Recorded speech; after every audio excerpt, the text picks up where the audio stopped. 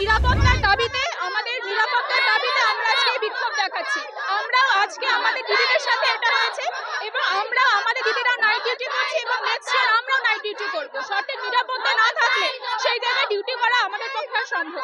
3 মাস ধরে কোনো security guard নেই। সিকিউরিটি গার্ড নাকি নাইট ডিউটিতে ঝিমায়, যেখানে জেগে থাকে শুধুমাত্র অন ডিউটি ডাক্তাররা এবং নার্সরা কাজ করে যাচ্ছে।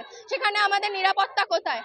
আজ এই দিদি এই জায়গায় আছে, আজ সেখানে আমরা কেউ থাকবো না, তার নিরাপত্তা কে দেবে আমাদের? আমাদের পুলিশের সিকিউরিটি দরকার, ভীষণভাবেই দরকার। সিকিউরিটি গার্ডদের আরো বেশি সচেতন হতে হবে, সিসিটিভির অ্যামাউন্ট বাড়াতে হবে, প্রত্যেকটা সিসিটিভি কার্যকর হতে হবে, নাহলে আমরা নাইট ডিউটি করতে একদমই সেফ নই। আমাদের নিরাপত্তা এখানে নেই। পর্যাপ্ত সিসিটিভি থাকলেও ম্যাক্সিমাম কাজ করে না, ম্যাক্সিমাম অকেজো হয়ে আছে। সেমিনার রুমে যেখানে সিসিটিভি নেই সেখানে আরো কত জায়গায় নেই তার কোনো আইডিয়া নেই।